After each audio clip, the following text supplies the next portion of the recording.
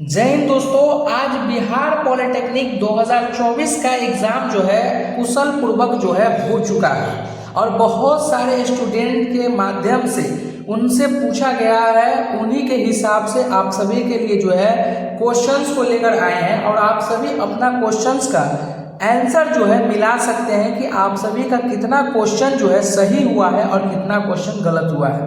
दोस्तों यह जो है क्लास यह जो है आप सभी के द्वारा ही बताया गया है, तो आप सभी का प्रश्न आगे पीछे भी हो सकता है। ऐसा नहीं किसी का मान लीजिए ए ग्रुप रहा होगा, किसी का बी ग्रुप रहा होगा, किसी का सी ग्रुप रहेगा, तो क्वेश्चन जो है किसी के आगे होगा, किसी के पीछे होगा, किसी को याद नहीं होगा, तो ऐसे में आप लोग कंफ्यूजन नहीं होंगे। यह सभी आप सभी के द्वारा बताए गए क्वेश्चन है, क्योंकि हमने 3-4 स्टूडेंट से पूछा है कि फिजिक्स के क्वेश्चन याद है या केमिस्ट्री का या मैथ का, तो उन्होंने बताया कि सर बहुत 90 क्वेश्चन पूछे जाते हैं, सभी के सभी याद नहीं है। हालांकि सभी स्टूडेंट को जो है वो क्वेश्चंस याद भी नहीं हो सकते हैं, तो उनको जितने भी क्वेश्चंस याद थे उन्होंने हमें बताया है, वह आप सभी के लिए मैं लेकर आया हूँ। समय बहुत ही कम था, तो आप सभी के लिए मैं पूरा लिख कर लेकर आया हूँ। आप सभी को क्वेश्चन के साथ साथ आंसर भी बता दूंगा। अगर आप लोगों ने यह आंसर करके आए होंगे तो आपका बहुत ही अच्छा उतर गया होगा। पहले तो थोड़ा सा बात अभी कर ले, उसके बाद आप सभी का क्वेश्चंस कराएंगे। मेरे प्यारे मित्र, आप सभी का जो है ना क्वेश्चन का लेवल जो है वो मॉडरेट था। क्वेश्चन का लेवल जो है वो मॉडरेट था क्योंकि ज़्यादा क्वेश्चन हार्ड नहीं था मेरे प्यारे मित्र, ठीक है ना। क्वेश्चन का जो लेवल था वो मॉडरेट था, ज़्यादा हार्ड आप लोगों का नहीं था, नहीं सिंपल था। लगभग 4-5 स्टूडेंट से ही अभी बात हुआ है, 5 स्टूडेंट का यही करना है। और एक चीज़ और, वैसे छात्र जिनको अभी तक क्वेश्चन पता नहीं है या क्वेश्चन को ज़्यादा पता है, वो क्या करेंगे, इस नंबर पर 9507583181 पर क्या करेंगे, वो मैसेज करेंगे और बताएंगे कि सर इस प्रकार के क्वेश्चंस आए हुए थे।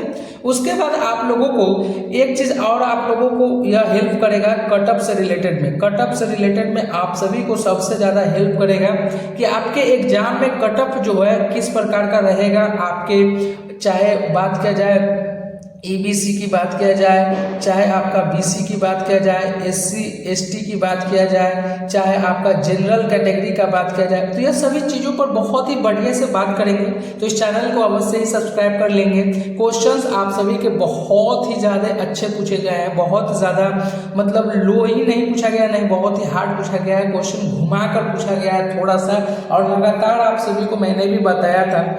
चलिए क्वेश्चन जो है आप सभी को पहला क्या पूछा गया था मेरे भाई, आप सभी से क्वेश्चन जो पहला पूछा गया था आप सभी से कि तरित्र चालक बनाने के लिए हम कौन धातु का उपयोग करते हैं। आपको मैंने कल या परसों में आप लोगों को मैंने ये क्वेश्चन पढ़ाया था कि तरित्र चालक बनाने के लिए प्रयुक्त धातु।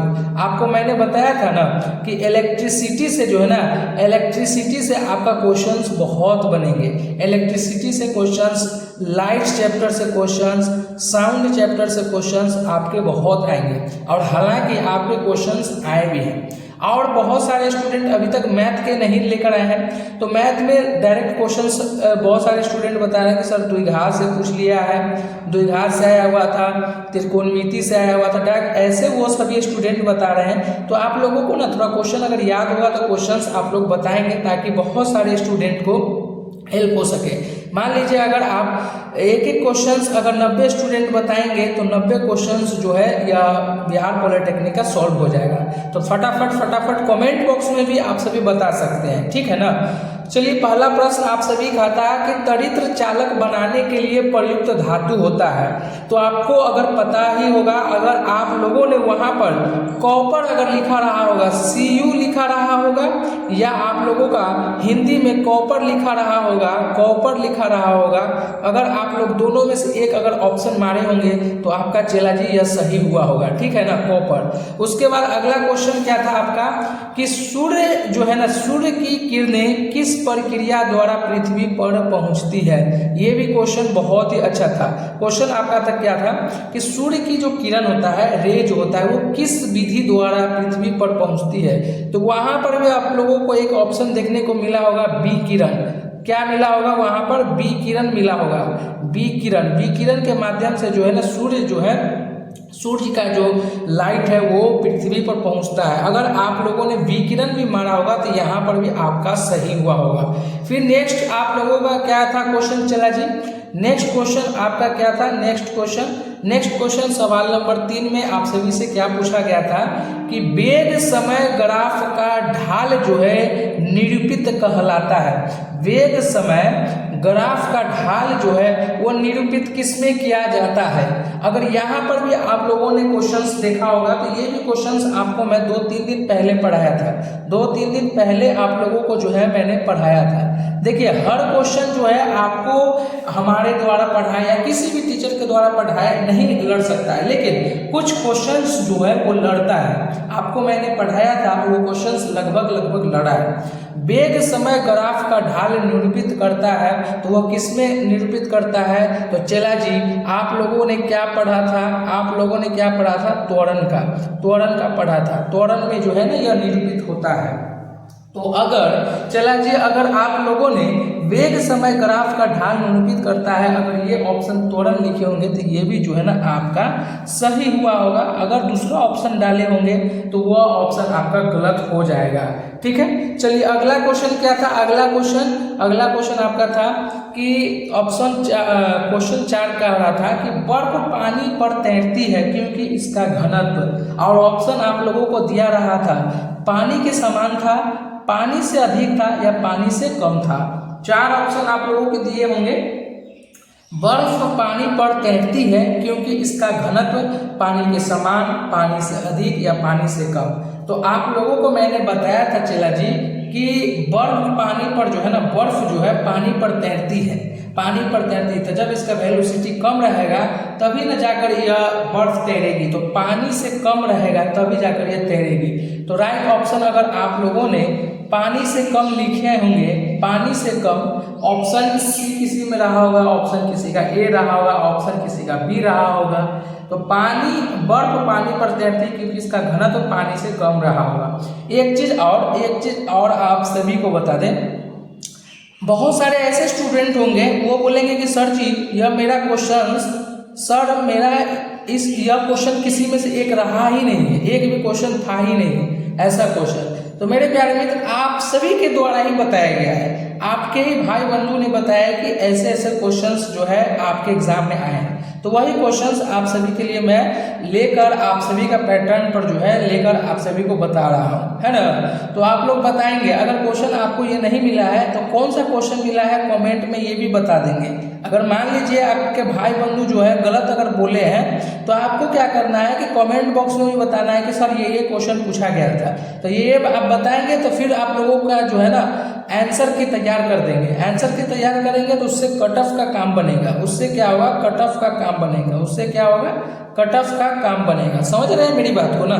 चलिए अगला क्वेश्चन क्या था आप सभी का कि अगला क्वेश्चन आप सभी का था कि ध्वनि जो है ना किस माध्यम से गुजर नहीं सकती है, गुजरने की बात नहीं कर रही थी, गुजर नहीं सकती है, वो आप सभी से पूछा गया था कि ध्वनि किस माध्यम से गुजर नहीं सकती है। आपका ऑप्शन दिया गया था वायु, आपका ऑप्शन दिया गया था तरल पदार्थ, और ऑप्शन दिया गया था सी ठोस पदार्थ, और ऑप्शन दिया गया था निर्वात। तो मेरे प्यारे मित्र आपको कितना बार पढ़ाया गया था आप सोच सकते हैं। कहा गया था आप लोगों को कि लाइट चैप्टर, साउंड चैप्टर आपको पूछेगा ही पूछेगा, इलेक्ट्रिसिटी चैप्टर से आपको पूछेगा ही पूछेगा। ध्वनि किस माध्यम से गुजर नहीं सकती है, तो ध्वनि जो है ना वो निर्वात माध्यम से, वैक्यूम माध्यम से जो है ना वो नहीं गुजर सकती है चेला जी। तो राइट ऑप्शन जो है वो ऑप्शन आपका डी हो जाएगा। कौन हो जाएगा, वो डी हो जाएगा।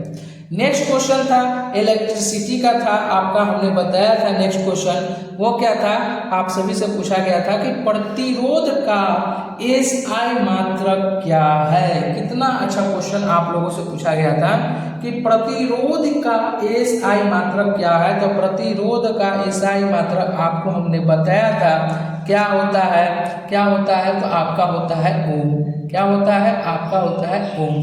चला जी ये भी आपको हमने पढ़ाया था, ये भी क्वेश्चन बहुत ही अच्छा था, है ना। फिर अगला क्या था आप सभी का, अगला था कि शक्ति का सूत्र क्या होता है। तो आप लोगों को हमने नहीं पढ़ाया था कि पावर का पावर का एसआई यूनिट, पावर का एसआई यूनिट, पावर का एसआई यूनिट आपको हमने नहीं पढ़ाया था। वर्क एंड टाइम आप लोगों को हम नहीं पढ़ाया था। पावर का एसआई यूनिट P बराबर W/T, P बराबर W/T आप लोगों को नहीं पढ़ाया गया था। तो ये भी क्वेश्चन आप लोगों ने अगर मारा है तो बहुत ही अच्छा है। नेक्स्ट क्वेश्चन क्या था, ये क्वेश्चन थोड़ा सा टफ दे दिया गया था। थोड़ा सा क्वेश्चन आपको देखिए, क्वेश्चन का मतलब ये होता है कि थोड़ा हार्ड, थोड़ा मॉडरेट, थोड़ा सा नॉर्मल, इस प्रकार से क्वेश्चन दिया जाता है। एक क्वेश्चन जो ये था ये भी हल्का हार्ड था। इसके जो है ना मतलब विधि पूछ लिया था कि प्रकाश का क्वांटम सिद्धांत जो है ना, प्रकाश का क्वांटम सिद्धांत किसके द्वारा प्रदान किया गया है। प्रकाश का क्वांटम सिद्धांत जो है वो किसके द्वारा जो है ना यह सिद्धांत बनाया गया है। तो आप लोगों को ये पता नहीं रहा होगा, अगर ऑप्शन में अगर फ्लैंक विधि रहा होगा, फ्लैंक विधि द्वारा, फ्लैंक विधि द्वारा ये आप लोगों ने अगर लगाया होगा, ये आप लोगों ने लगाया होगा तो ये आप लोगों का जो है ऑपरेट मतलब सही हुआ होगा। फिर एक नेक्स्ट क्वेश्चन था कि विद्युत का तंतु बना होता है। तो विद्युत का तंतु जो है बना होता है, आपको मैंने कितना बार पढ़ाया है, विद्युत का तंतु बना होता है किस चीज का, टंगस्टन का, टंगस्टन का, टंगस्टन का विद्युत का तंतु बना होता है टंगस्टन का। अगर आपके ऑप्शन में टंगस्टन रहा होगा, फिलामेंट रहा होगा, तो आप लोगों ने अगर लगाए होंगे तो 100% ये भी आपका सही हुआ होगा। फिर अगला क्वेश्चन था आपका लास्ट, यही हम लोगों को 10 क्वेश्चन ही बताया गया था। 30 क्वेश्चन में आप लोगों ने 10 क्वेश्चन बताए हैं, और कितने क्वेश्चन आप लोगों के पास है वो भी आप लोग बताएंगे। कि विद्युत का तंतु बना होता है तो वो है टंगस्टन का। अब भारत में जो है ना परावर्ती धारा था, परावर्ती धारा का मान क्या होता है, थोड़ा सा आप लोगों को घुमा दिया गया था। आप लोगों को हमने बताया था कि एसी को ही हम प्रत्यावर्ती धारा कहते हैं। तो भारत में प्रत्यावर्ती धारा का मान कितना होता है, आपसे चला जी यही पूछ लिया गया था। तो भारत में प्रत्यावर्ती धारा का जो मान होता है वो मान होता है 50 हर्ट्ज, वो 50 हर्ट्ज। और ऑप्शन में आपको दिया रहा होगा 50 हर्ट्ज, 30 हर्ट्ज, 40 हर्ट्ज, 20 हर्ट्ज ऐसे दिया रहा होगा। भारत में प्रत्यावर्ती धारा यानी कि एसी का जो मान होता है वो 50 हर्ट्ज होता है। तो ये आप लोगों का ऑप्शन था। और आप लोगों को अभी जो है ना अभी आप सभी को जो है कट ऑफ से रिलेटेड जो है आप लोगों को मैं बता दूं, कट ऑफ से रिलेटेड कि आप लोगों का कट ऑफ क्या जाएगा, क्योंकि आप लोगों का जो है ना कट ऑफ बहुत जरूरी है। कट ऑफ जो है ना सबसे ज़्यादा जरूरी है। बहुत सारे स्टूडेंट को मन में डाउट हो रहा होगा कि सर जी कट ऑफ क्या जाएगा। तो कट ऑफ बता दें आप सभी को, जनरल वालों के लिए, जनरल वालों के लिए, ईबीसी वालों के लिए, बीसी वालों के लिए, एससी वालों के लिए, एसटी वालों के लिए, गर्ल्स के लिए या आप सभी का हैंडीकैपेड के लिए, हैंडीकैपेड के लिए तो यह सभी के बता दें आप सभी को, यह सभी का।